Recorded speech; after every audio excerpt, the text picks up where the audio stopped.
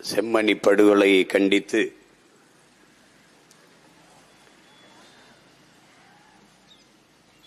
நடந்து கொண்டிருக்கிற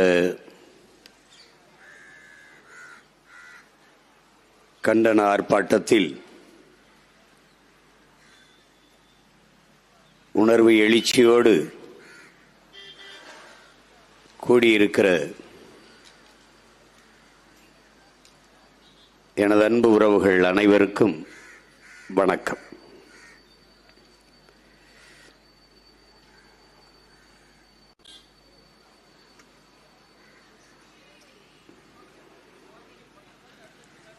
இங்கே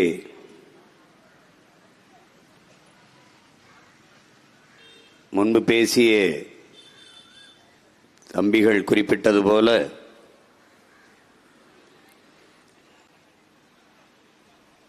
யாதும் ஊரே யாவரும் கேளீர் என்று உலகம் தழுவி நேசித்து நின்ற இனத்தின் பிள்ளைகளை நேசிப்பதற்கு இன்று உலகில் யாருமே இல்லை என்பதுதான் வரலாற்றில் பெருந்துயரம். உலகு உலகு என்று வள்ளுவன், கம்பன், கபிலன், இளங்கோ எல்லோரும் உலகம் தழுவியே நேசித்து பாடினார்கள். புதியதோர் உலகம் செய்வோம், கெட்ட போரிடும் உலகத்தை வேரோடு சாய்ப்போம் என்று பாடிய புரட்சி பாவலின் பேரனும் பேத்திகளும் அதே போரால் கொல்லப்பட்டதுதான் பெருங்கொடுமை.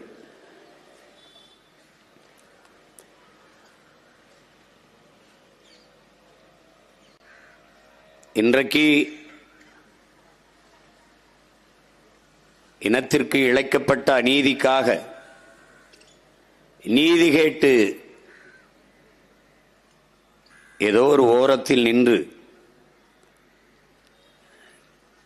இந்த பிள்ளைகள் பேசுவது உலகத்தாரின் செவிக்கு எட்டுமா, அவர்கள் சிந்தனையை போய் தட்டுமா என்று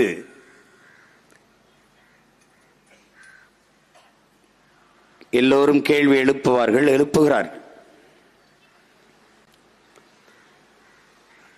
ஆனால் என் அன்பு உடன் பிறந்தார்களே, உலகெங்கிலும் புரட்சி என்பது இப்படித்தான் தொடங்கி இருக்கிறது. புரட்சிக்கான சிந்தனை என்பது ஒரு தனி மனித சிந்தனையிலிருந்து தான் தொடங்கி இருக்கிறது. வண்டி நிறைய குப்பையானாலும் வண்டி நிறைய நெருப்பை எடுத்துக்கொண்டு யாரும் போவதில்லை. ஒரு தீப்பெட்டி ஒரு தீக்குச்சி தான். இங்கே புரட்சி என்பது ஒவ்வொரு மனிதனின் காலடிக்கு கீழே காய்ந்த சருகுகளாக காத்து கிடக்கிறது ஒரு தீக்குச்சியின் உரசலுக்காக. இன்று ஏதோ ஒரு ஓரத்தில் நாம் பற்ற வைக்கிற இந்த தீ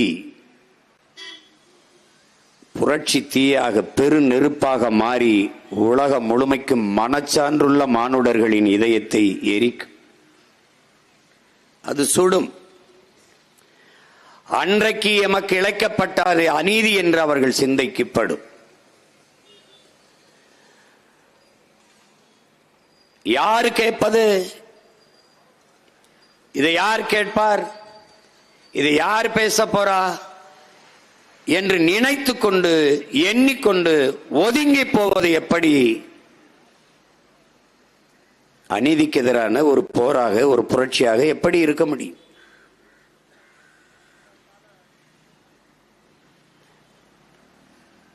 இன்றைக்கு அதிகாரமற்ற எளிய பிள்ளைகளாக நாம் இந்த வீதியில் நின்று பேசிக்கொண்டிருக்கிற இதே சிக்கலை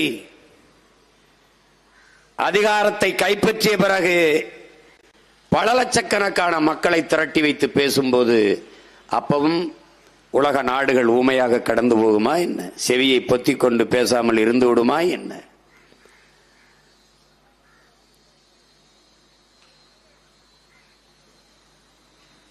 சின்ன விளக்கில் எரிகிற தீ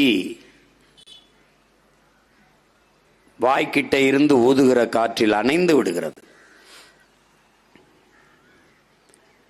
ஆனால் அதே நெருப்பு அடர்ந்த காற்றுக்குள் பற்றி எரிகிற போது எந்த காற்று ஊதி அணைத்ததோ அதே காற்று தான் ஊதி ஊதி பெருநெருப்பாக மாற்றுகிறது. நான் மட்டும் சாலையிலே நடந்தால் விபத்தாகிறது. நாம் எல்லோரும் சேர்ந்து நடந்தால் போக்குவரத்து நிறுத்தமாகிறது. இதுதான் புரட்சி. என் அன்பு உடன் பிறந்தார்களே, இதுதான் புரட்சி.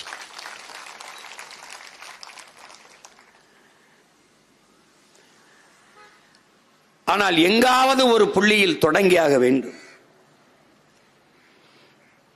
யாருமே பேசவில்லை என்றாலும் நாங்கள் பேசுவோம், எங்களுக்காக பேசுவோம், எங்கள் இனத்திற்காக பேசுவோம் என்ற எண்ணம்தான் இன்றைய கால தேவையாக தமிழினத்திற்கு இருக்கிறது.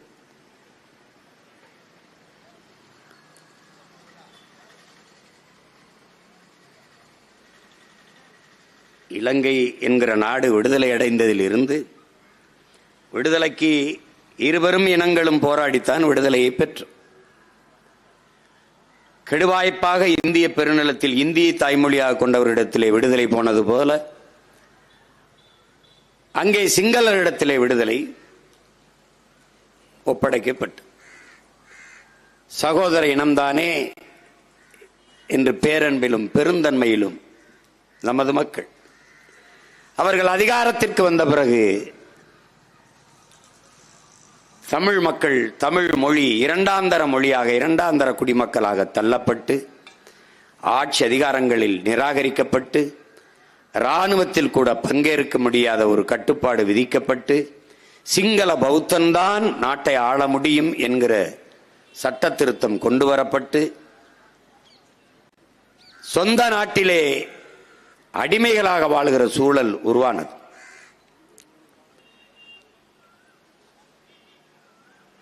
முழு இராணுவ வலிமையை வைத்துக் கொண்டு ஒரு இன மக்களை அடக்கி ஒடுக்கி அழித்து ஒழித்து அந்த நிலப்பரப்பை தனதாக்கிக் கொள்ள சிங்கள இனவெறி அரசும் அதிகாரமும் முழு இராணுவ வலிமையும் துடிக்கும் போது எளிய மக்கள் எதுவும் செய்ய முடியவில்லை. பள்ளிக்கு செல்கிற பிள்ளைகள், கல்லூரிக்கு செல்கிற பிள்ளைகள், விளைநிலங்களுக்கு சென்று திரும்புகிற நமது பெற்றோர்கள் கொல்லப்பட்டார்கள், வன்புணர்வுக்கு ஆளாக்கப்பட்டார்கள். அப்படி கல்லூரிக்கு சென்று திரும்பிய மகள்தான் தங்கை கிருசாந்தி அவர். மகளை காணவில்லையே என்று தாய் ராசம்மாள், தம்பி துரைமுருகன் கூட விளக்கி பேசினர். பதறி கதறுகிறாள். இளைய மகன் பிரணவ் அவரை அழைத்துக் கொண்டு குடும்ப நண்பர் ஒருவர் கிருபாமூர்த்தி அவரையும் அழைத்துக் கொண்டு செல்கிறார்கள், தேடுகிறார்கள்.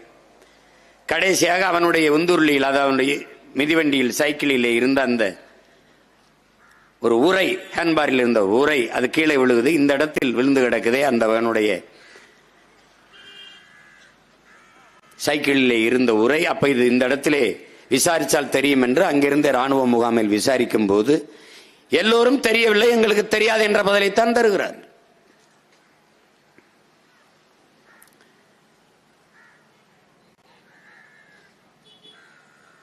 பிறகு பல கால போராட்டங்களுக்கு பிறகு அப்போது ஒன்றும் செய்ய முடியாத சூழலில் கொழும்பிலே இருந்த ஒரு சட்டத்தரணி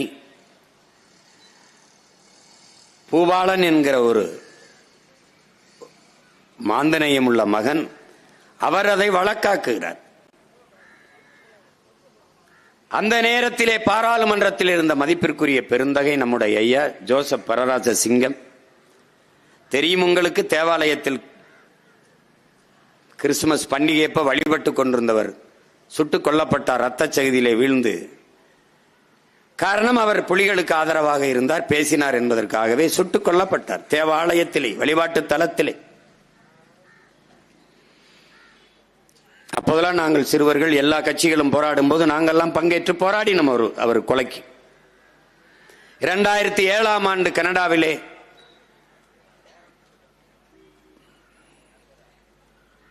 அங்கே போய் தலைவருடைய பிறந்த நாள் மாவீரர் தினத்துக்கு உரையாற்றி சென்ற நான் அப்போது இப்படி அரங்கிலே கூடியிருக்கிற மக்களுக்கு இடையே அழைத்து போக விடுவதில்லை தலைவர். பின்வழியே தான் ஏற்றி வர வேண்டும், பேசி பின்வழியே அழைத்து சென்று விட வேண்டும். ஏனால் பாதுகாப்பு இருக்காது என்று எனக்கு அனுமதிக்கவில்லை. நான் 7ஆம் ஆண்டு பேசிட்டு தலைவருடைய பிறந்த நாளில் பேசிட்டு இறங்கும்போது சில முக்கிய குடும்பங்களை, மாவீரர் குடும்பங்கள், சில முக்கியமான குடும்பங்களை நீங்கள் சந்திக்க வேண்டும் என்று தம்பிகள் கேட்டுக்கொண்டதிலே அதிலே ஒரு அறையிலே வைத்து ஒரு எல்லோரையும் சந்தித்தேன். அப்போது ஒரு தாய், அவரை அறிமுகப்படுத்தினார்கள் என் தம்பிகள், அங்கிருந்த தம்பிகள். இவர் நம்முடைய ஐயா ஜோசப் பரராஜசிங்கம் அவருடைய துணைவியார் என்று. இந்த தாயின் இடத்தில் கேட்டது இன்றும் எனக்கு நினைவிலே இருக்கிறது. என்னை இருக தழுவி நெத்தியிலே முத்தமிட்டு சொன்னார், நீ என் வயிற்றில் மகனாக பிறந்திருக்க கூடாதா என்று என்னை கேட்டார். எனக்கு இன்னும் நினைவர். நான் இப்பவும் உங்கள் மகன்தான் தாயே என்று வணங்கினேன். அப்படிப்பட்ட ஒரு மகன் ஜோசப் பரராஜசிங்கம். அவர் இந்த பூபாலன் அவருடைய வழக்கை எடுத்து இலங்கை நாடாளுமன்றத்திலே அழுத்தம் கொடுத்து பேசுகிறார். அப்போது அதிபராக இருந்த சந்திரிகா அவர்கள் அழுத்தம் நெருக்கடி காரணமாக அந்த விசாரணைக்கு உத்தரவிடுகிறார்.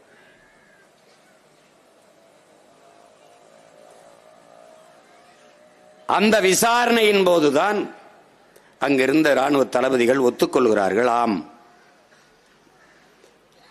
11 பேர் சேர்ந்து கிருசாந்தியை, தங்கை கிருசாந்தியை வன்புணர்வு செய்து கொலை செய்தது. இதெல்லாம் தம்பித்துறை தெளிவாக விளக்கி பேசினார். அப்போதுதான் அது படுகொலை செய்யப்பட்டு புதைக்கப்பட்டது தெரிய வந்தது. இதற்கு முன்பு நீங்கள், அதற்கும் நாம் பேசியிருக்கிறோம், போராடி இருக்கிறோம். 600க்கும் மேற்பட்ட எலும்புக்கூடுகள் தோண்டி எடுக்கப்பட்டது, பல நூற்றுக்கணக்கான எலும்புக்கூடுகள். அதை இலங்கை அப்போதைய ஆட்சியாளர்கள் சொன்னார்கள், இது 600 ஆண்டுகளுக்கு முன்பு புதைக்கப்பட்டது என்று. 600 ஆண்டுகளுக்கு முன்பு புதைக்கப்பட்ட ஒரு இடத்தில் ஒரு சிறுவன் பைக்கத்திலே பிஸ்கட், அந்த ரொட்டி சாப்பிட்ட அந்த உரை கிடந்து,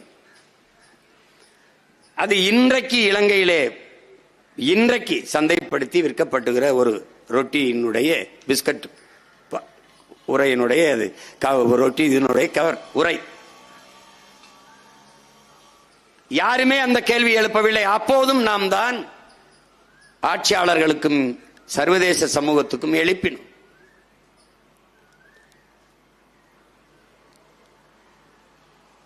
இதைவிட கொடுமை, இறுதி போர் சூழலில் உங்களுக்கு தெரியும், விடுதலை புலிகளின் பாதுகாப்பிலே நின்ற பல ஆயிரக்கணக்கான மக்களை அவர்களை விட்டு வெளியே வாருங்கள், வெளியே வாருங்கள். விடுதலை புலிகளினுடைய கணிப்பு, மக்கள் நம்மோடு நிற்கும் வரை சர்வதேச சமூகத்தின் கவனம் இருக்கும், இந்த மக்களை காப்பாற்ற வேண்டும் என்பதற்காக தலையிட்டு ஒரு நியாயமான தீர்வுக்கு வருவார்கள் என்ற கருத்திலே மக்களோடு நின்றார்கள் விடுதலை புலிகள். விடுதலை புலிகளோடு மக்கள் நிற்கும் வரை சர்வதேச சமூகத்தின் பார்வை இருக்கும். ஒருவேளை பன்னாட்டு சமூகம் தலையிட்டு விடக் கூடாது என்பதற்காக இலங்கை அரசு அன்றைக்கு இருந்த இந்திய அரசின் துணையோடு மக்களிடமிருந்து விடுதலை புலிகளை மக்களை பிரிக்க வேண்டும் என்கிற நோக்கிலே, நீங்கள் வாருங்கள், உங்களை பாதுகாப்பாக நாங்கள் வைத்திருப்போம், வெளியே வாருங்கள், வெளியே வாருங்கள் என்று மக்களை அழைக்க, சரி செல்லட்டும், எந்த நாடும் தலையிட்டு நம்மை காப்பாற்ற வரவில்லை, மக்கள் பாதுகாப்பாக வெளியேறட்டும் என்ற தலைவரின் உத்தரவின் பேரிலே பல்லாயிரக்கணக்கான மக்கள் வெளியேறினார்.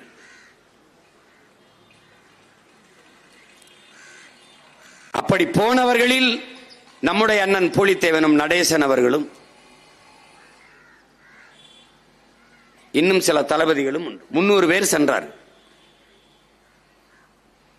இங்கே இருக்கிற அரசியல் கட்சி தலைவர்கள் உங்களுக்கு தெரியும், பேரெல்லாம் சொல்ல வேண்டியதில்லை. வெள்ளை கொடி ஏந்தி போங்கள் என்று சொன்னவர்கள் இப்பவும் அதிகாரத்தில் இருக்கிறார். வெள்ளை கொடியோடு வந்தவனை ஏன் சுட்டுக் கொன்றாய் என்ற கேள்வியை இந்திய பெருநாடு அன்னைக்கு ஆட்சியில் இருந்தவர்களும் சொல்லவில்லை, தமிழ்நாட்டை ஆண்டு கொண்டிருந்தாலும் கேட்கவில்லை. ஒரு சமாதான கொடியோடு சரணடைய வந்தவனை ஏன் கொன்றாய் என்ற கேள்வியை பன்னாட்டு சமூகமும் இந்திய பெருநாடும் எவரும் எழுப்பவில்லை. குறிப்பாக தமிழ்நாட்டை ஆண்டவர்கள் வெள்ளை கொடியோடு போய் சரணடையுங்கள் என்று சொன்னவர்களும் கேட்கவில்லை. கொன்று குவித்து போட்டார்கள் 300 பேரையும். அதிலே அண்ணன் நடேசன், போலித்தேவன் எல்லாம் உடலெல்லாம் கொப்பளங்களாக வெந்து கிடந்ததை காட்சி இருக்கு, பார்க்கலாம். அப்படியாக 10,000த்திற்கும் மேற்பட்ட மக்கள், 50க்கும் மேற்பட்ட பிஞ்சு குழந்தைகளோடு சரணடைந்தார்கள் நம் மக்கள். இன்று வரை காணாமல் ஆக்கப்பட்ட எங்கள் பிள்ளைகள் எங்கே? விசாரணை என்று அழைத்து சென்ற, விசாரணைக்கு என்று அழைத்து செல்லப்பட்ட எங்கள் பிள்ளைகள் எங்கே? என் கணவன் எங்கே? என் மகன் எங்கே? என்று, என் தம்பி எங்கே? என் தங்கை என்று இன்னும் நமது மக்கள் பதாகையோடு போராடி கொண்டிருப்பதை நீங்கள் பார்க்கிறீர்கள்.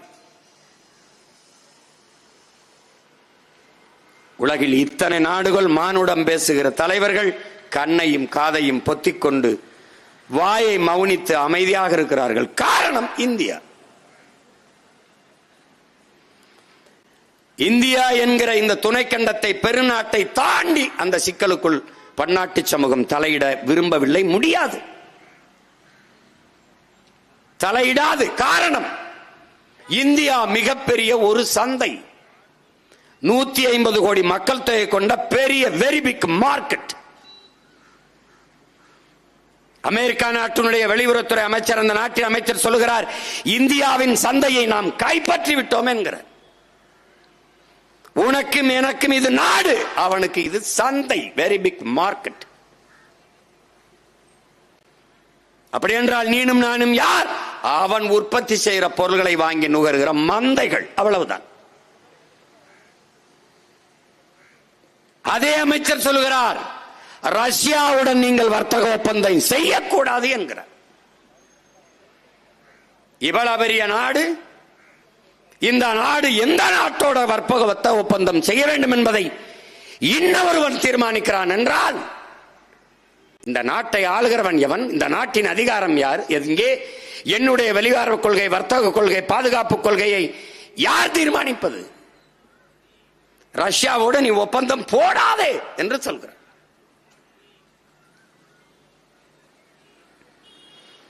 எவ்வளவு முயற்சிகள் இறுதி போரிலே, எவ்வளவு பெரிய நாட்டு அதிபர்களிடத்திலே கெஞ்சினோம், கதறினோம், பேசினோம். எல்லா நாடுகளும் சொன்ன ஒரே பதில், what about India says? India என்ன சொல்லுது? இதான் இங்க இருக்கிற சிக்கல். தெற்காசியாவிலே மிகப்பெரிய துணைக்கண்டம் இந்தியா. இந்தியாவின் இசைவில்லாத, ஆதரவில்லாது எந்த ஒரு நாடும் பிறக்க முடியாது. இந்தியா இசைவு தந்தது பங்களாதேஷ், இந்தியா ஏற்றுக்கொண்டது தெற்கு சூடான்.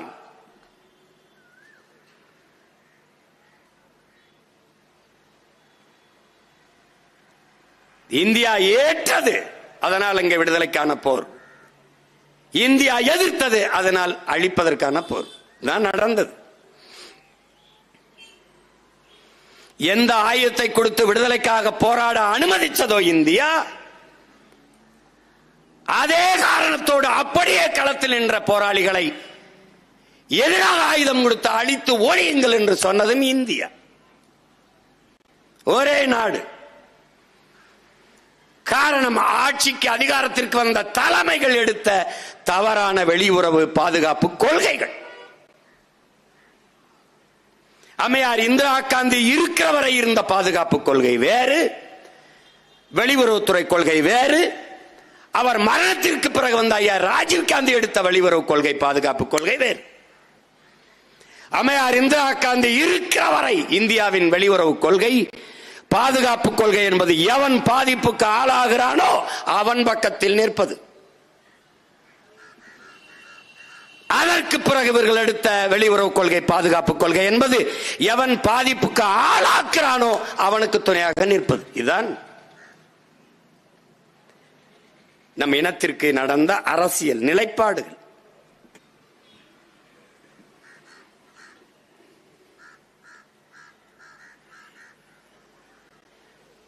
இதிலே சரணடைந்த 10,000 போர் கைதிகள், பொதுமக்கள் அவர்கள் எங்கே என்ற கேள்வியை இதுவரை பன்னாட்டு சமூகத்தில் ஒருவரும் எழுப்பவில்லை. எத்தனையோ நாட்டு தலைவர்கள், குறிப்பாக இந்திய நாட்டினுடைய முதன்மை அமைச்சர் மாண்புமிகு ஐயா நரேந்திர மோடி பல முறை செல்கிறார்கள். இந்த நாட்டில் முதல்வராக இருந்தவர்கள் ஒருவர் கூட கேட்கவில்லை. 39 நாடாளுமன்ற உறுப்பினர்கள் கடந்து இப்போது 40 நாடாளுமன்ற உறுப்பினர்கள் நடந்து போய்கொண்டிருக்கிறது. ஒருவர் கூட இந்த கேள்வியை எழுப்பவில்லை. என் இன சொந்தங்களை சரணடைய சொன்னாய், பச்சிலம் குழந்தைகளோடு சரணடைந்தார்களே அவர்கள் எங்கே என்ற கேள்வியை ஒருவனும் எழுப்பல. ராஜபக்சே பதவிக்காலம் முடிந்து சிறிசேனா வந்தார், கேள்வி எழுப்பப்பட்டது 10,000 பேர் சரணடைந்தார்களே அவர்கள் எங்கே? மிக சாதாரணமாக எல்லோரும் செத்து போனார்கள், முடித்து விட்டார். 10,000 பேர் போரில் குண்டு வீசி கொல்லப்பட்டவர்கள் அல்ல, பாதுகாப்பாக வைத்திருக்கிறோம் வாருங்கள் என்று அழைத்து செத்து போய்விட்டார்கள் என்றார்கள். ஒரு கேள்வி எழுப்பி எப்படி செத்தார்கள்? 10,000 பேர் செத்தார்கள். எப்படி செத்தார்கள்? எப்படி செத்தார்கள்? நோயிலையா, பசியிலையா, பட்டினியிலையா? எப்படி செத்தார்கள்? கொன்று புதைத்து விட்டார்கள். அந்த கூடுகள் தான் எல்லாம். அந்த கூடுதான் முன்பு தோண்டியது, 600 ஆண்டுகளுக்கு மூத்தது என்று சொன்னார்களே அது. இந்த தாய் நிலத்தில் தோன்றுகிறான், உன்னுடைய தொன்மம் வெளிப்படுகிறது, உன்னுடைய அடையாளங்கள் வருகிறது, உன்னுடைய பண்பாடு வெளியில் தெரிகிறது. அங்கே தோன்றுகிறான், எலும்பு கூடுகளில் உன் இனப்படுகொலை வெளியே தெரிய வருகிறது. சாட்சி கேட்கிறார்கள், அங்கே நடந்தது இனப்படுகொலையா என்பதற்கு. சாட்சியாக எம் இன மக்களின் எலும்பு கூடுகள் நின்று போராடி கொண்டிருக்கிறது உலக அரங்கில். எங்களுக்காக எவரும் பேச இல்லை, இயற்கை எம்மோடு இசைந்து நின்று போராடி கொண்டிருக்கிறது. இயற்கை எங்களுக்காக போராடி கொண்டிருக்கிறது.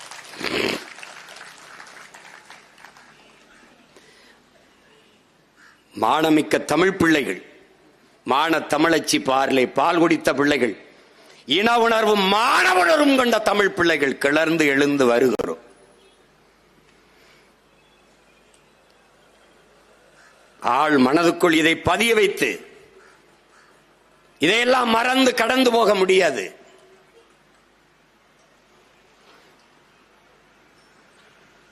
நம்ம என்ன சொல்வார்கள்? ஈழத்தை வைத்து அரசியல் செய்து பிழைக்கிறார்கள் என்பார். இவர்கள் இலவசத்தை வைத்து அரசியல் செய்து பிழைத்துக் கொண்டிருக்கிறார்கள். இதை அரசியல் என்று வேறு சொல்கிறார்.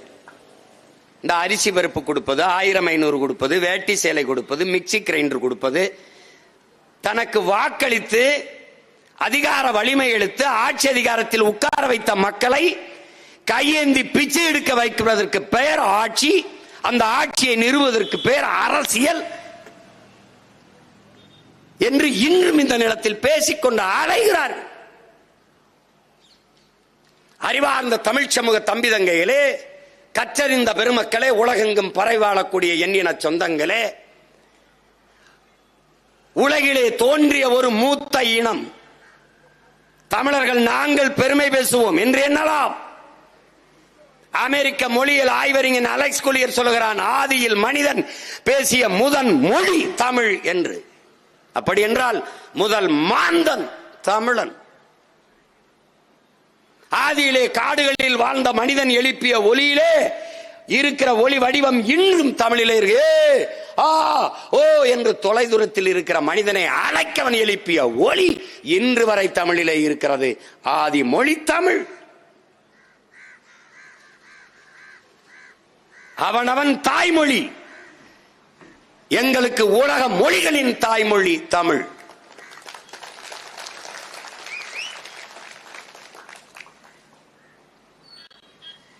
$2200 ஆண்டுக்கு முன்பு கழிவறை கட்டி வாழ்ந்த மனிதன், தொழிற்சாலை கட்டி வாழ்ந்த மகன், தமிழ் மகன், இவ்வளவு பெருமை மிக்க ஒரு இனம்,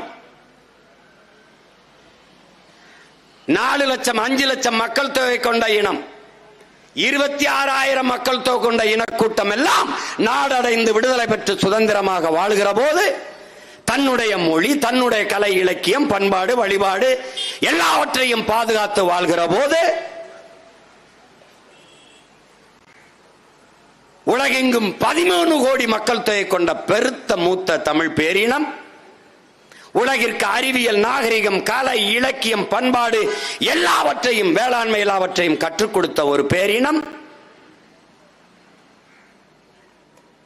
தனக்கென்று ஒரு நாடடைந்து பெருமையோடு வாழக்கூடாதா? வாழக்கூடாதா?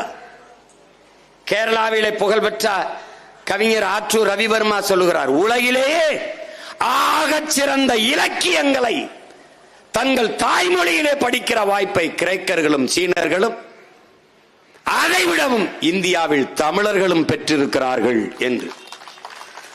எங்கள் மொழி எவ்வளவு தொன்மையானது என்பதற்கு சான்று ஆயிரம் லட்சக்கணக்கான சான்றுகளை எம்மால் எடுத்து பகர முடியும்.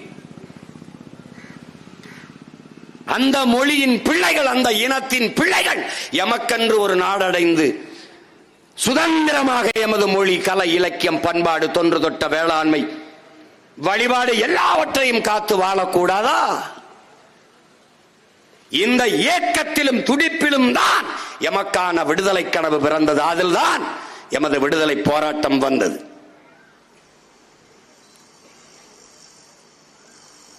எங்களை ஒண்டி அண்டி பிழைக்க வந்த சிங்கனிடத்திலே அடிமைப்பட்டு வாழ்வதை விட விடுதலைக்காக போராடி சுதந்திரமாக சாவது மேலானது என்ற முடிவிலே அந்த களத்திலே விடுதலை போர் தொடங்கியது. அடிமை நிலையிலிருந்து வாழ்வதை விட அன்ன தமிழ் சமூக மக்கள் விடுதலை பெற்று வாழ்வோம், இல்லை என்றால் அந்த விடுதலைக்காக போராடி வீழ்வோம் என்ற முடிவிலே அங்கே ஒரு வீரஞ்செறிந்த விடுதலை போராட்டம் தொடங்கியது. ஒரு இனம் தன் மொழி காத்து, தன் இனம் காத்து, தன் நிலம் காத்து, வளம் காத்து, தன் கலை, இலக்கிய, பண்பாட்டை காத்து, தன் வழிபாட்டை காத்து, இவற்றையெல்லாம் பாதுகாத்து தனக்கென்று ஒரு நாடை அடைந்து வாழ்வதற்கான அரசியலை விட வேற ஏதாவது அரசியல் இருக்க முடியுமா என்பதை அறிவார்ந்த தமிழ் சமூக தம்பி தங்கைகள் சிந்தித்து பாருங்கள். எது அரசியல்? ஒரு இனம் தனது விடுதலைக்காக போராடுவதை விட அரசியல் உண்டா? பறிக்கப்பட்ட உரிமையை போராடி பெறுவதற்கு போராடுவதை விட அரசியல் உண்டா? அடிமை நிலையில் இருந்து உரிமை பெற்று மீள்வதற்கு, வாழ்வதற்கு போராடுவதை விட ஒரு ஆகச் சிறந்த அரசியல் உண்டா? எது அரசியல்? கண்முன்னே என் இனம் கொன்றொழிக்கப்படுகிறது அநீதியாக, அதை தடுக்க, காக்க போராடுவது, அதை விட அரசியல் வேற ஏதாவது உண்டா? கொன்றொழிக்கப்பட்ட எனது மக்களுக்கான நீதியை கேட்டு போராடுவதை விட புனிதமான ஆகச் சிறந்த அரசியல் ஒன்று இந்த உலகத்தில் உண்டா? எது அரசியல்?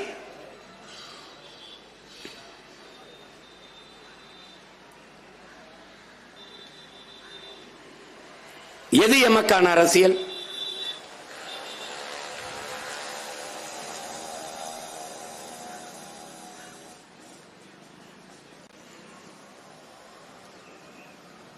சொல்லி சொல்லி ஒரு குற்ற உணர்வை தள்ளி ஈழத்தை பேசுவார்கள், ஈழத்தையே பேசுவார்கள்.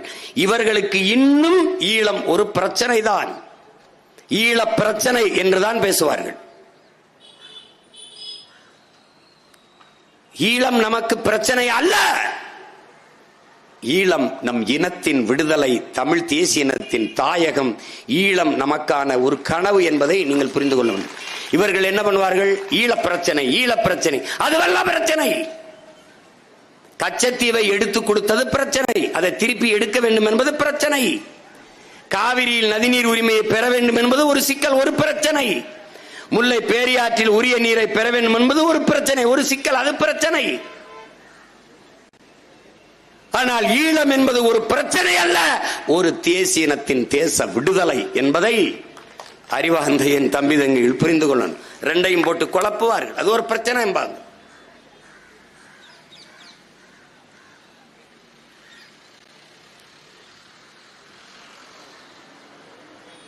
இன்னைக்கு பன்னாட்டு சமூகம் செம்மணி படுகொலைக்காக பேசாமல் போகலாம்.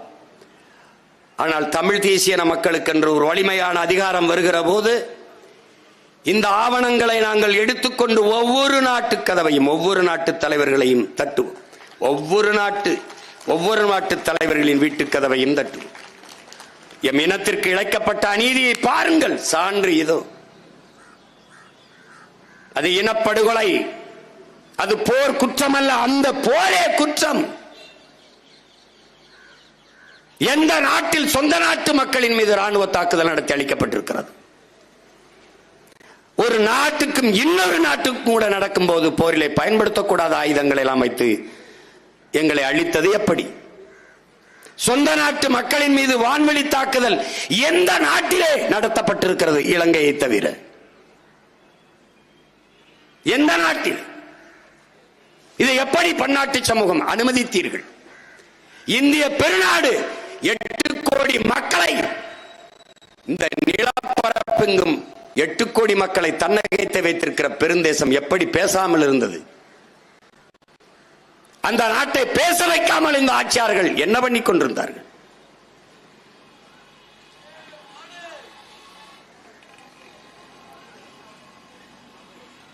எட்டு கோடி தமிழ் மக்களை தாண்டி 1.25 கோடி சிங்களனின் நட்பு பெரிது என்று இந்த நாடு கருதுமானால் இதை எப்படி ஏற்பது?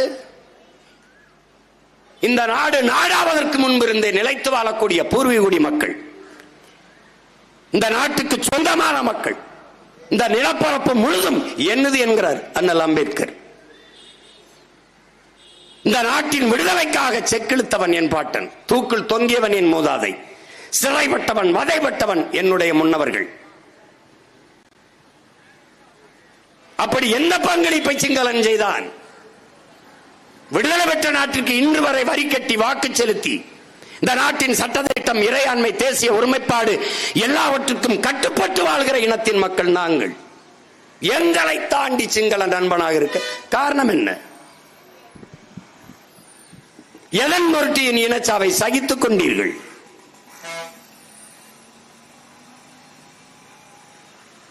எதன் பொருட்டு? ஒரு இனச்சாவு என்று வேணாம், சக மனித படுகொலை என்கிற அடிப்படையிலாவது நீங்கள் ஏன் பேச மறந்தீர்கள்?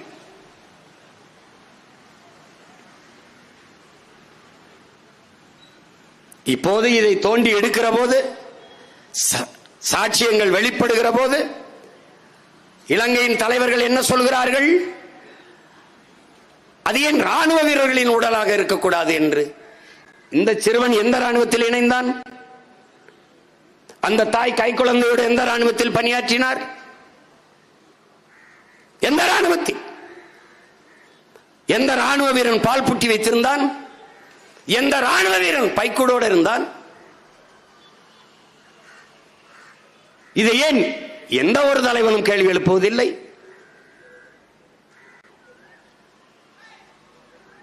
அதிகாரத்தில் இருப்பவர்கள் பேசி திசையிருப்பு விடுவதற்காக அது ராணுவ வீரர்களின் உடலாக, எலும்பு கூடுகளாக ஏன் இருக்கக்கூடாது என்று கேள்வி எழுப்புகிறார்.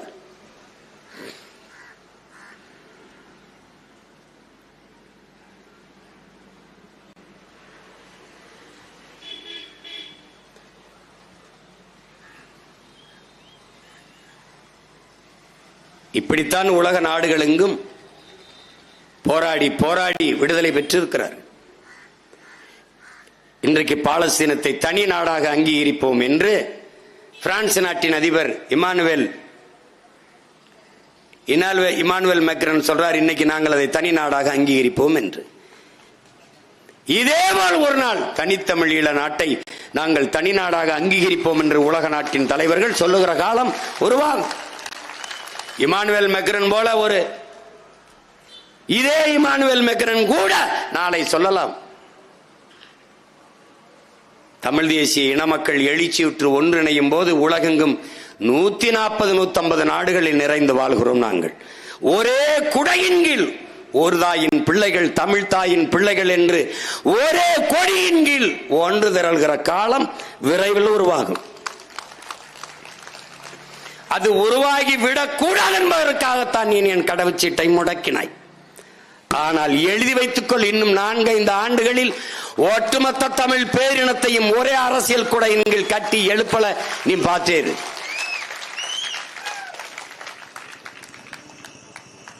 இன்றைக்கு நாங்கள் பேசுகிறோம், நாளை எங்களுக்காக உலகெங்கும் இருக்கிற மானுடம் பேசுகிற மகத்தான தலைவர் மருமக்கள் பேசுவார்கள். அதற்கான காலம் உருவாகும். அதற்கான காலம் உருவாகும். புரட்சியால் போராடி பூத்த பூமிகள் எத்தனையோ இருக்கிறது. அதன் தலைவர்களுக்கு எங்களுக்கு இழைக்கப்பட்ட அநீதி கொடுமைகள் போய் சேரவில்லை, சேர்க்கவில்லை. அதுதான் சிக்கல். சேர இந்த ஆட்சியாளர்கள் விடவில்லை, அதுதான் கொடுமை. எங்களுக்காக யார் பேசியிருக்க வேண்டும்? உலக நாடுகளுக்கு இந்தியாவில் யார் பேசவில்லை என்றாலும் தமிழ்நாடு பேசியிருக்க வேண்டும், பேசவில்லை. உலகில் எந்த நாடு பேசவில்லை என்றாலும் இந்தியா பேசியிருக்க வேண்டும், பேசவில்லை. அதனால் எந்த நாடும் பேசவில்லை, அவ்வளவுதான்.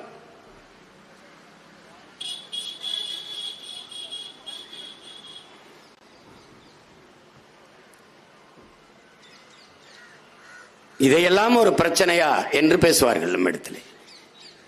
இதுதான்டா எங்களுக்கு பிரச்சனையே.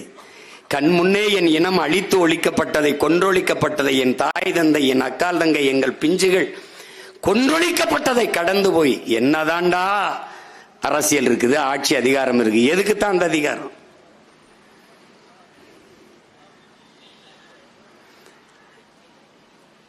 எங்களுடைய இறுதி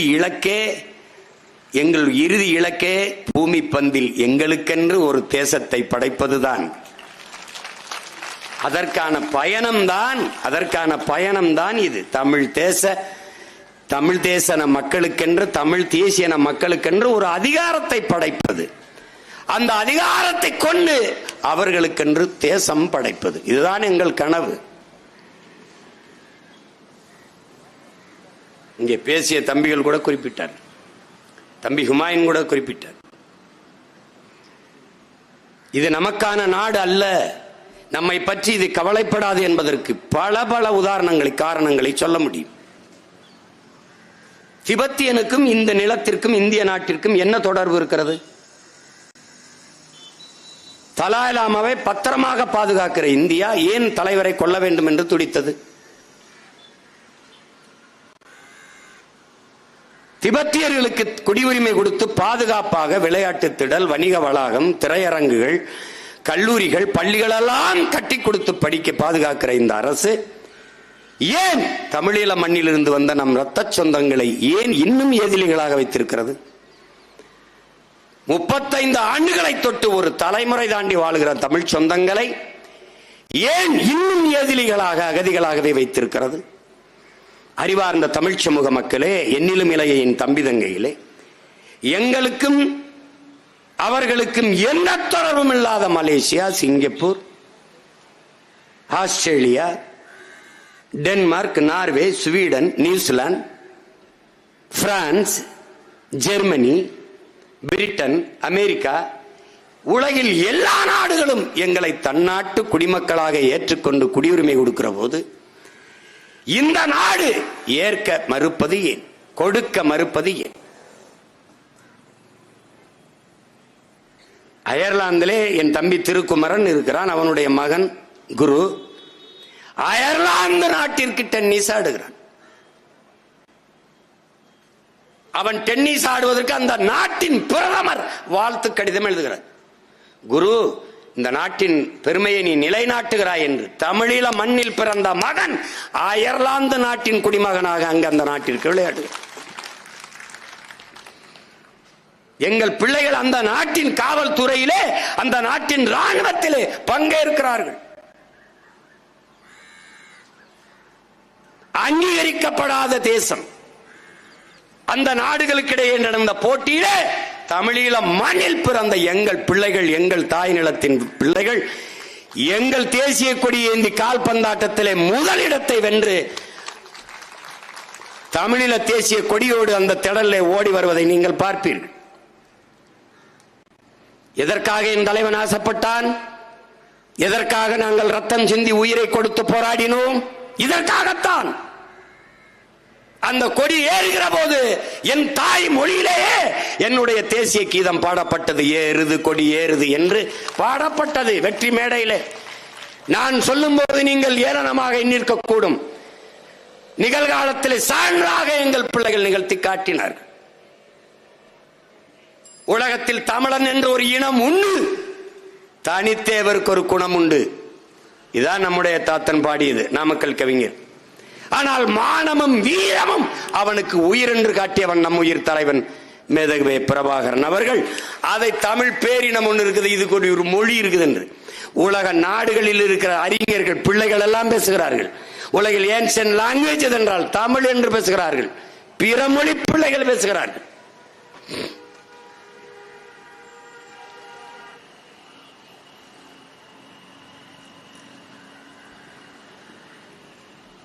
இது காரணம் எல்லாம் நாம் பெரிதாக தேடி அலைய வேண்டியது இல்லை.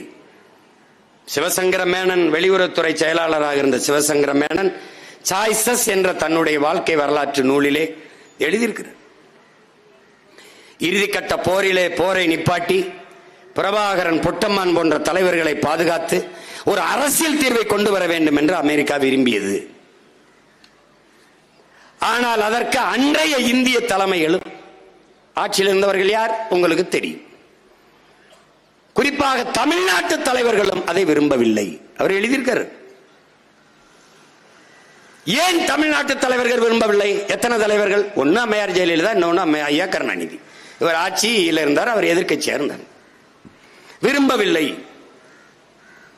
காரணம், பிரபாகரன் அங்கு இருப்பு கொள்வது இவர்களின் எதிர்கால அரசியலுக்கு ஆபத்தாக இருக்கும் என்று எண்ணினார்கள்.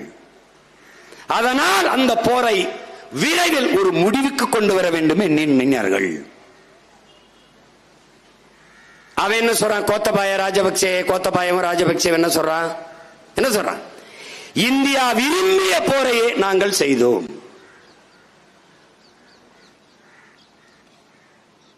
அதானே? எந்த பதவிக்காக, எந்த பிரபாகரன் அங்கு இருப்பு கொள்வது இவர்களின் எதிர்கால அரசியலுக்கு இடையூறாக இருக்கும் என்று எண்ணினார்களோ, அங்கே அந்த பிரபாகரன் என்ற பெருமிரன் இல்லாதிருக்கலாம். இந்த நிலத்திலே அவன் மகன், அவன் உடன் பிறந்தார்கள் இருக்கிற வரை இந்த நிலத்திலே உன் அரசியலுக்கு நீ இன்னைக்கு ஆடலாம். 26க்கு பிறகு ஆட்டம் எப்படி எங்க ஆட்டம் ஆரம்பிக்குது நீ பாரு. 26க்கு பிறகு என்ன காரணத்திற்காக அந்த இடத்திலே என் தலைவன் இருப்பு கூடாது என்று கருதினீர்களோ, ஒரு நெருப்பை அணைத்து உலகெங்கும் பல கோடிக்கணக்கான நெருப்பை நீ பற்ற வைத்து விட்டாய். நீ நினைக்கிற நெருப்பை குப்பையை போட்டு மூடிடலாம்னு.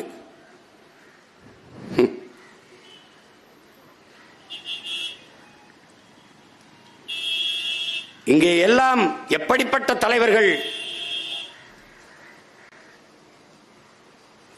ஈழத்தை பேசுகிறவர்கள் கருணாநிதிக்கு எதிராக கொண்டாந்து நிறுத்துவார்கள்.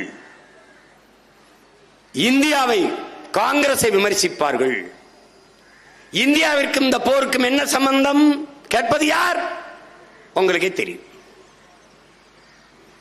இந்தியாவிற்கும் இந்த போருக்கும் எந்த சம்பந்தம் இல்லை என்றால் என்ன மயத்துக்கு உண்ணாவிரதம் உண்டா? என்ன மயத்துக்கு உண்ணாவிரதம் உண்டா? எதுக்காக உண்ணாவிரதம் உண்டா?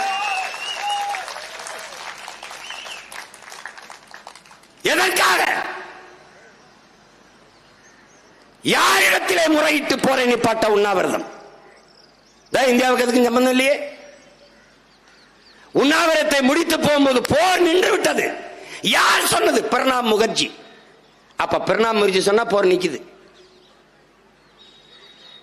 அப்ப எப்படி சொன்னீங்க? உண்ணாவிரதம் எதற்காக இருந்தீர்கள்? சாகும் வரை உண்ணாவிரதம். யாரிடத்திலே கோரிக்கை வைத்து? கருணாநிதிக்கும் போருக்கும் சம்பந்தம் இல்ல, இந்தியாவுக்கும் போருக்கும் சம்பந்தம் இல்ல. அப்ப என்ன பொழுதுபோகலைன்னு உண்ணாவிரதம் இருந்தீங்களா? எதுக்கு உண்ணாவிரதம் இருந்தீங்க? காங்கிரஸை வேரோடும் வேரடி மண்ணோடும் ஒழிப்போம். இனி ஒட்டுமில்லை உறவும் இல்லை என்று பேசியது யார்?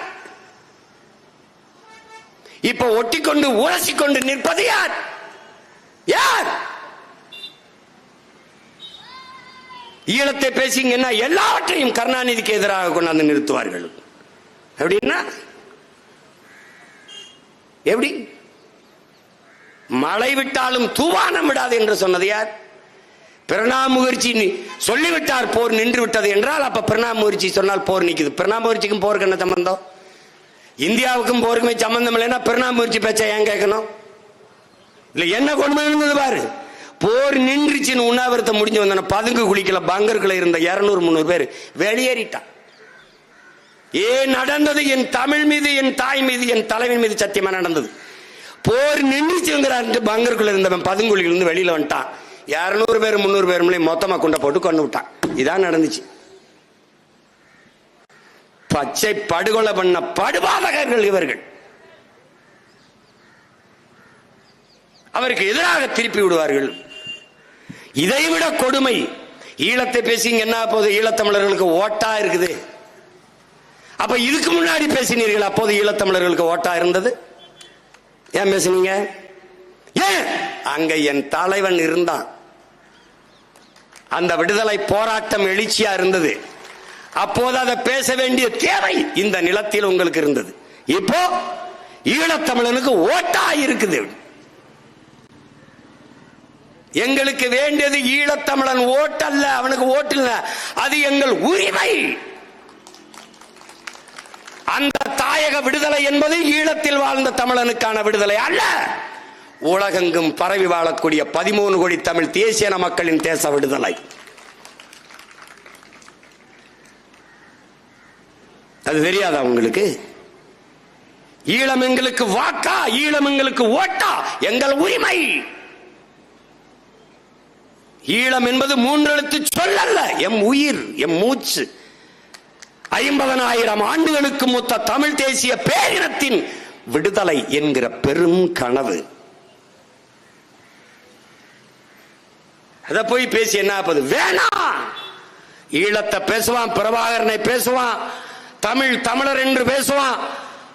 அதனால சீமானுக்கு ஓட்டு போடக்கூடாது என்றால் அந்த நிலையை பெருமையோடு இந்த மகன் இந்த நிலத்தில் எதிர்கொள்வேன்.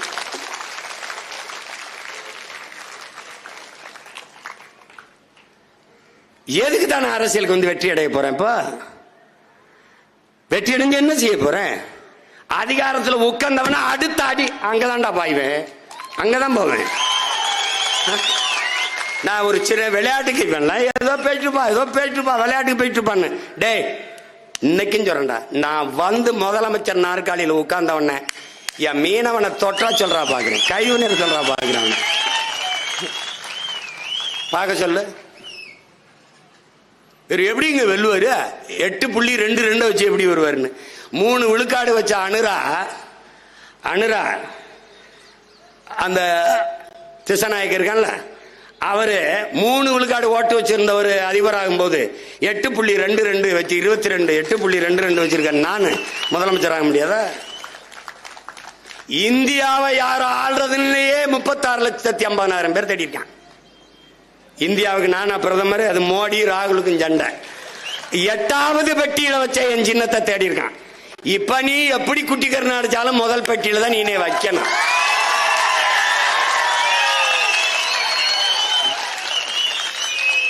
விவசாயினா சீமான், சீமான்னா விவசாயி. அதுலயே உனக்கு குழப்பம் வரும்னு மூஞ்சியே ஏன் மூஞ்சிதான் அது சீமான போட்டுருவான். நீ ஒன்னும் பண்ண முடியாது. என்னைய வேண்டிட்ட உங்களை கொன்றுட்டேன், கதை முடிஞ்சு. இந்த லஞ்சம் வாங்குறது, ஊழல் செய்யறது, மழையை குடையிறது, மண்ணல்றது, இன்னது செய்வேன்னு தெரியாது பாத்துக்க. இதே மாதிரி என் பிள்ளைகளை எப்படி மூடி போச்சிருக்கான் பாரு, இதே மாதிரி நீ தோண்டின குழியில போட்டு மூடிடுவேன். அதே பொக்குளின் அதே குழி, அவ்வளவுதான்.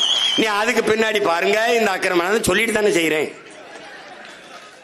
என்ன சாட்டா உனக்கு உனக்கு குவாரி, ஒரு குவாரி ஓனர் ஆபீஸ் ரூமுக்குள்ள வாங்க இருங்க, உங்களுக்கு இருக்கு. ஏன்னா எங்களை எல்லாம் என்ன பார்த்தா தெரியுது. இப்படி உன்னைய அன்பு தம்பி தங்கைகள் அறிந்துக்கணும். நீ அடிமை, நான் அடிமை, நாம் அடிமைகள்.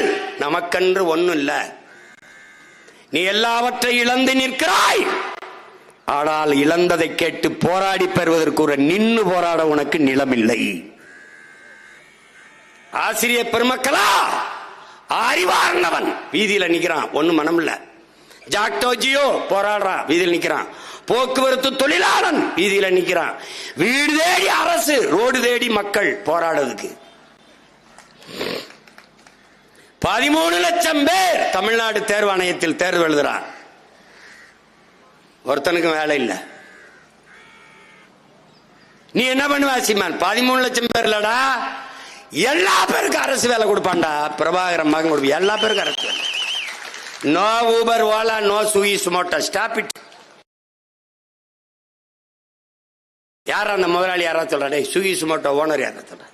முதலாளி யாரா தெரியும். ஊபர் ஓலா தெரியாது.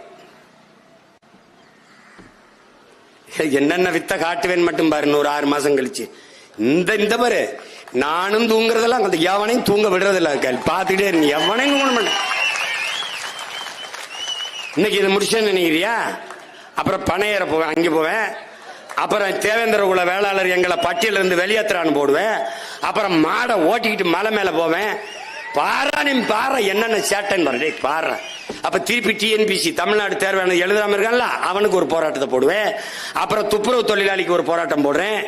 எனக்கு தூக்கம் வரல, உங்களையும் தூங்க விடுறதா இல்ல, விடுறதா இல்ல. நான் கண்ண முன்னா வரும் இந்த படம், கண்ண முன்னா கதறல் வரும்.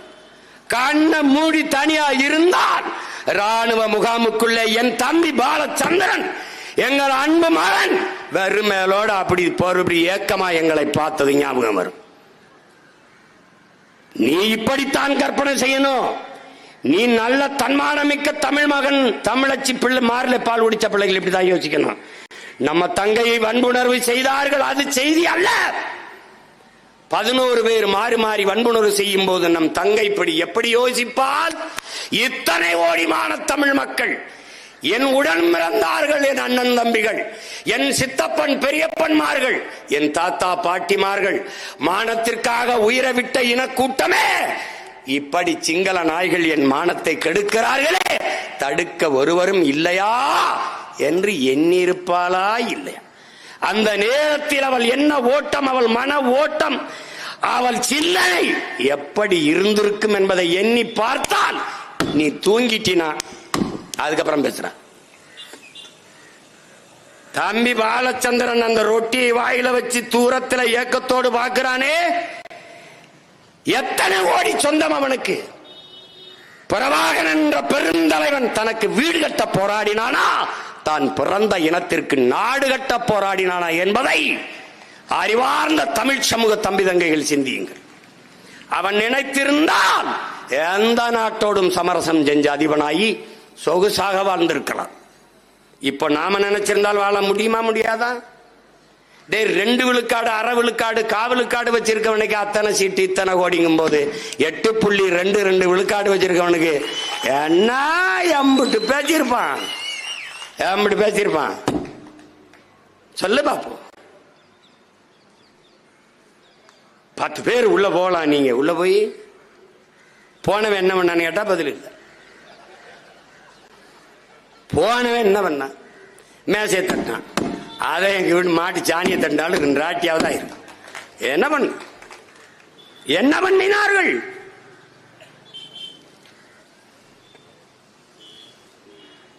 இவர்கள் பேசுவதை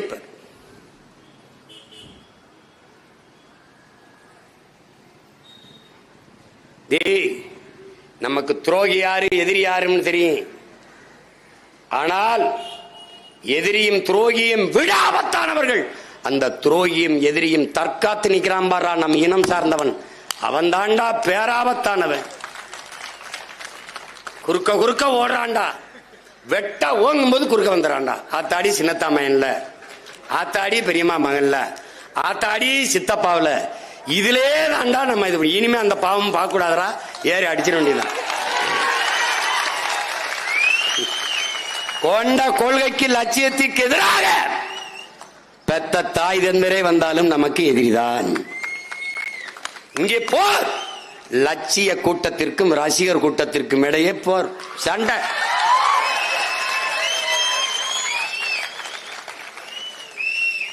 தமிழ் தேசியனத்தின் உரிமை விடுதலை என்ற புனித கனவை, உயர்ந்த லட்சியத்தை கொண்டிருக்கிற சித்தாந்தமா சினிமாவா? இதாண்டா சண்டை.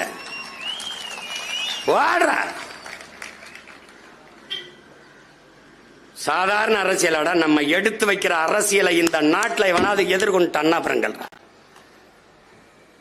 சும்மா என்ன சொல்லிட்டே இருக்க, நீயே பயந்துருவா, என்னையா இந்த வருத்து வராப்ல அப்படின்னு கொலை வெறியில் இருக்கேன் நான். தம்பி, எல்லா வேதனைக்கும் ஒரே மருந்துதான் சாதனை தான். இதைத்தான் அறிவாச அண்ணல் அம்பேத்கர் எல்லா துன்பப்பூட்டுக்கும் ஒரே சாவிதாண்டா, ஆட்சி அதிகாரம்.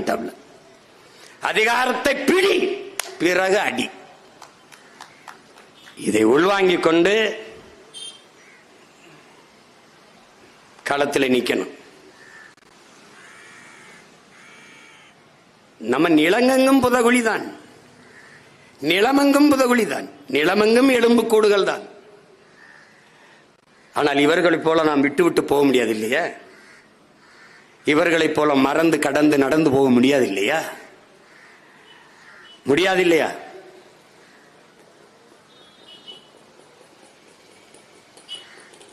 இறைமகன் இயேசு சொல்றார், ஏன் ஸ்டாலினை போய் ஏன் பார்த்த? நான் என்ன செய்யணுங்கிறது எல்லாரையும் எனக்கு எழுதி விடுறான். ஆஹா, பல்லு 8 மணிக்கு விளக்கணும், விளக்கூடாது. ஆஹா, அந்த சட்டை போடாத, இந்த சட்டை போடு. ஏன் நீ வெள்ளை சட்டையை போடுற? இது எல்லாம் என்னடா கடன் வாங்கி மூளைங்கிறது எனக்கு இருக்குது. எனக்கு இவன் கடன் வாங்கி வேலை செய்யறவனுக்கு நான் ஸ்ட்ராட்டஜிஸ்ட் வச்சுட்டு வேலை செய்யறான்லடா. நான் எனக்கு இருக்கிற சிந்தனைக்கே வேலை செய்ய ஆள் இல்லை, கூட்டம் இல்லை. அவரை ஏன் பார்த்தானு தேவ வாசகம் இறை செய்தி இருக்குது. விருந்தில் நல்விருந்தில் நீ பங்கேற்கனாலும் துயரத்தில் பங்கேறுங்குது. ஒருத்தர் துன்பத்தில் போய் பங்கேற்றுங்குது. இது ஏன்?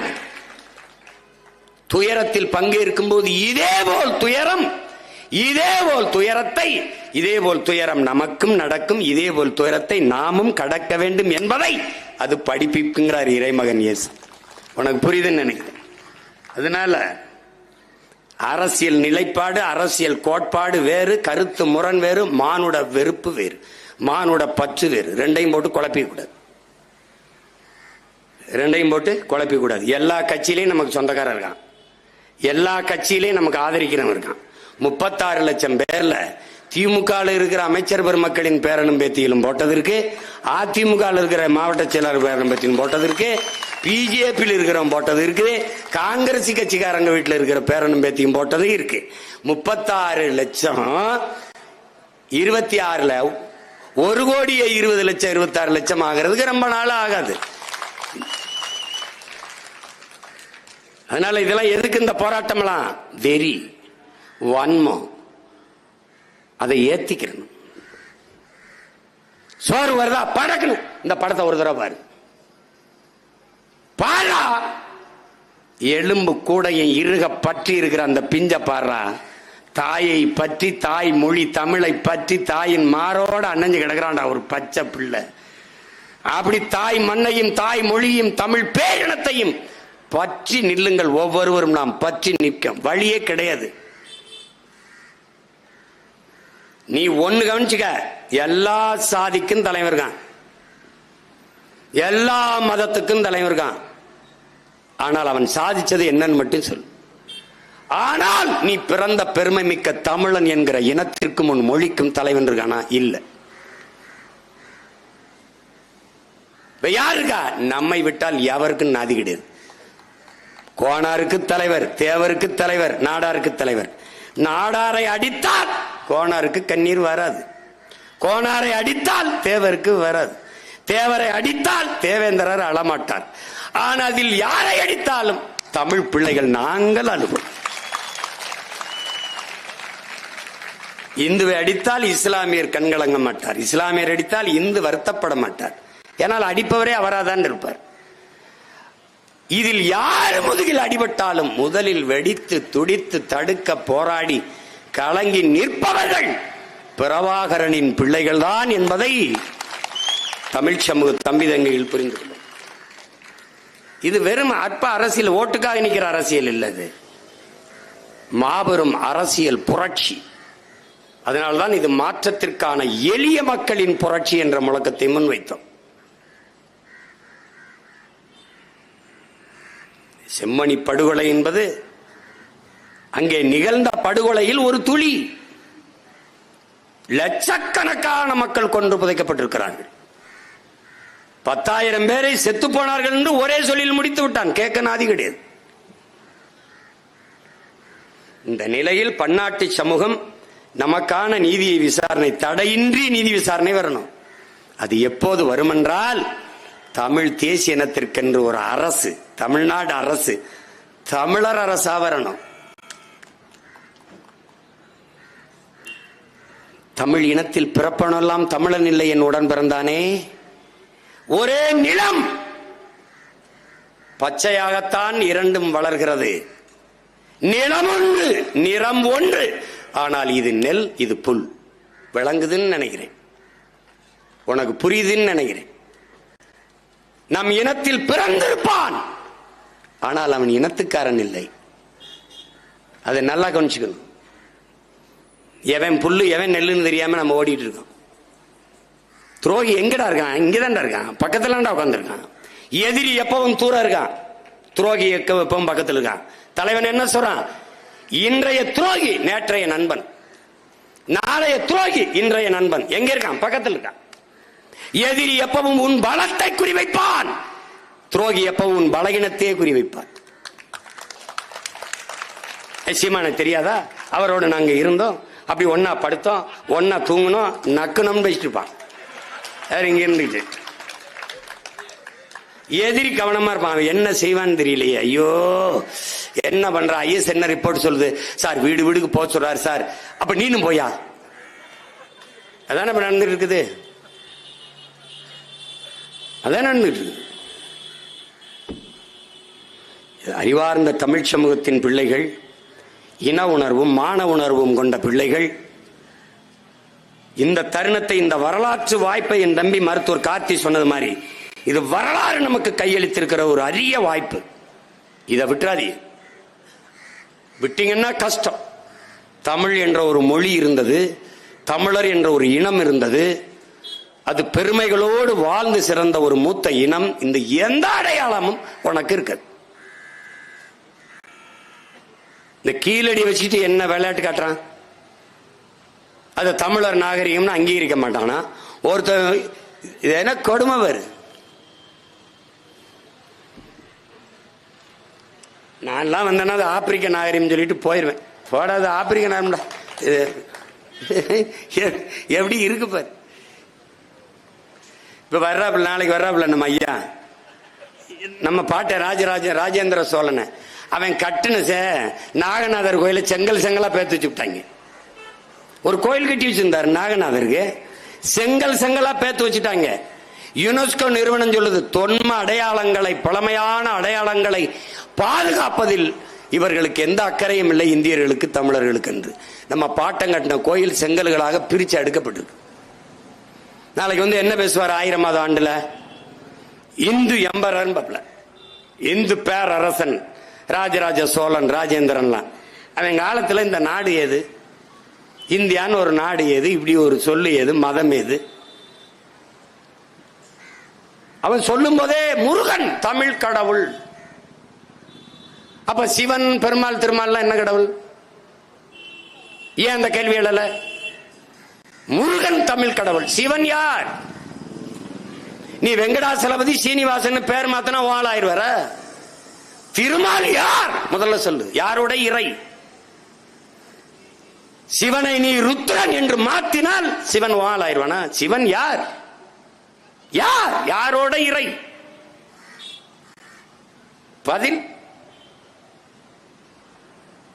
அது ஒரு ஏமாந்த ஒரு கூட்டம், பழைய காலத்துல கூட்டம். இழந்த எங்கள் பண்பாட்டை, நிலத்தை, வளத்தை போராடி மீட்பதற்குத்தான் இந்த நிலத்திலே மானத்தமிழ் பிள்ளைகள் இன உணர்வும் மான உணர்வும் கொண்டு இந்த மண்ணிலே கிளர்ந்து நிற்கிறோம். சும்மா போறது வரலாம் தன்மையப்படுத்திக்கிட்டு நீ வேணா பாரு, நாளைக்கு சொல்றாரா இல்லையா ராஜேந்திர சோழன் அவர் சொல்வார். அவ்வளவு போற்றுதற்குரிய பெருமகன் அவர் என்றால் இந்திய கப்பற்படைக்கு வந்து ராஜேந்திர சோழன் படைன்னு வச்சுட்டு போகலாமே. ஏன்னா இந்த நாட்டில் முதலா கப்பல் படை வச்சிருந்தவன் அவன்தான். நான் கூட சொன்னேன், பிரணாப் முகர்ஜி வந்து குடியரசுத் தலைவராக இருக்கும்போது இந்த நாட்டுக்கு ஒரு கப்பலுக்கு அர்ஜுனான்னு பெயர் வச்சு நாட்டுக்கு அர்ப்பணிக்கிறேன்னாரு. நான் ஒருத்தன் தான் கேட்டேன், நீ அந்த கப்பலுக்கு அரசேந்திரன் பெயர் வச்சிருக்கணும். அவர் வில்லம்பு வச்சு சண்டை செஞ்சாரு அர்ஜுனன். அப்படி பார்த்தா நீ ஏவுகணை வெடிகணைக்கு நீ வந்து அர்ஜுனன் கூட பெயர் வச்சிருக்கலாம். அவரே சொல்றார் அந்த நிகழ்ச்சி, இந்திய கப்பல் படையின் முன்னோடி அரசேந்திர சோழன் என்று பிரணாப் முகர்ஜி பேசினது இருக்கு. அப்படின்னா என்ன பண்ணிருக்கணும், நீ அரசேந்திர சோழன் தானே பேர் வச்சிருக்கணும். என்ன சேட்டை பிரதமர் சொல்லிட்டாரு அப்படின்னு. எப்படி செஞ்சியில் இருக்க நம் கோட்டைய ஆனந்த கோன் மகன், கிருஷ்ண கோன் மகன், கோனேரி கோன் அவனுடைய வாரிசுகள் 300 ஆண்டுகள் அந்த கோட்டையை தலைமையிடமா வைத்து ஆண்டிருக்கான். என் பாட்டை என்னுடைய கோட்டையை மராட்டிய மன்னர்களினுடைய படைத்தளம் என்று அமெரிக்காவின் யுனெஸ்கோ அறிவிக்குது. அத பிரதமர் சொல்லிட்டாரு அப்படின்னு. பிரதமர் சொல்லிட்டா எப்படி இருக்கு? இப்ப திருப்பி என்ன பண்றது? மறுபடி கோனேரி கோன் கோட்டை மீட்பு முற்றுகை போராட்டம். இப்ப மறுபடி செஞ்சில என்ன நம்ம பாட்டங்க வாழும் வேலும் என்று போராடினாங்க. நம்ம கையை உயர்த்திக்கிட்டு அறிவாயுதம் ஏந்தி போராட வேண்டியதான். கொஞ்ச நாள் இப்படி கத்திக்கிட்டு இருப்போம். அதிகாரத்துக்கு வந்தா பெரிய வளைவு, கோனேரி கோன் கோட்டை. எப்படி போடுவேன்? கோனேரி கோன் கோட்டை. 2 துணை காவல் நிலையம் இங்க. எவன் வந்தாலும் தூக்கி அடிச்சு உள்ள போடு. எவனாவது மராட்டியன் கிராட்டியன் வந்தானா மான தமிழ் மண்ல மராட்டியன் கோட்டைங்க என்ன போடு கிழிக்குதுங்க. சான்று ஆவணம் கல்வெட்டு அங்க இருக்குது. ஆனந்த கோன் மகன், கோனேரி கோன் மகன், கிருஷ்ண கோன் மகன், கோனேரி கோன் ஆண்டதுன்னு கல்வெட்டு இருக்குது. ஒட்டக்குத்தர் பா இருக்குது. செம்பியன் கோன், காடவர் கோன் இவெல்லாம் ஆண்டிருக்காண்டான்னு இருக்குது, பாட்டு இருக்குது. நீ திடீர்னு சொல்லிட்டு போயிட்டீனா ஒரு 2 பிரச்சனை கிடையாது, எல்லாமே பிரச்சனை. அதனால என் உடன் பிறந்தார்கள், உங்களுக்கு கண்ணுக்கு தெரிய வேண்டியது ஒன்னே ஒண்ணுதான். மற்றவர்களுக்கு தேர்தல், நமக்கு போர். இது அரசியல் களம் அல்ல, தேர்தல் களம் அல்ல, போர்க்களம். அறிவாயுதம் ஏந்தி உயர்ந்த லட்சியத்தை கொண்டு களத்தில் நிற்கிற புரட்சிகர இது போர். ஒன்னே ஒண்ணுதான், வென்ற வெற்றி ஒன்றை தவிர நமக்கு எந்த விடிவும் கிடையாது.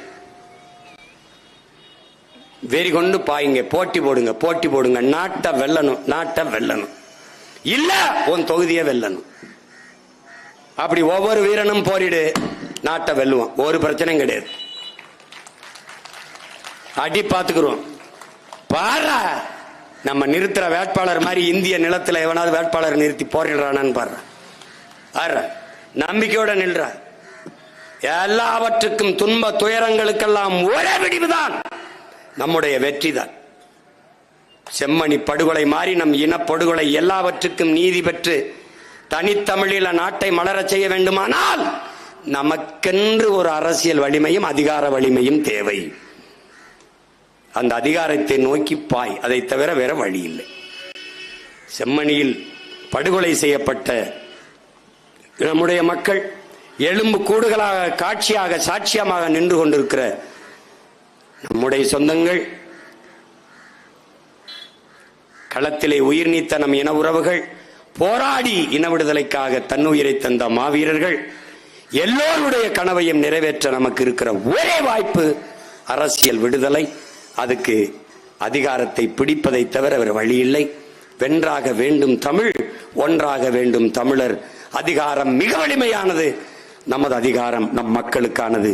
புரட்சி எப்போதும் வெல்லும். நம் வெற்றி நாளை அதை சொல்லும். நம் இலக்கு ஒன்றுதான், இனத்தின் விடுதலை. இனம் ஒன்றாவோம், இலக்கை வென்றாவோம். தமிழ் தாய் வாழ்க, தலைவர் பிரபாகரன் வாழ்க, நாம் தமிழர்.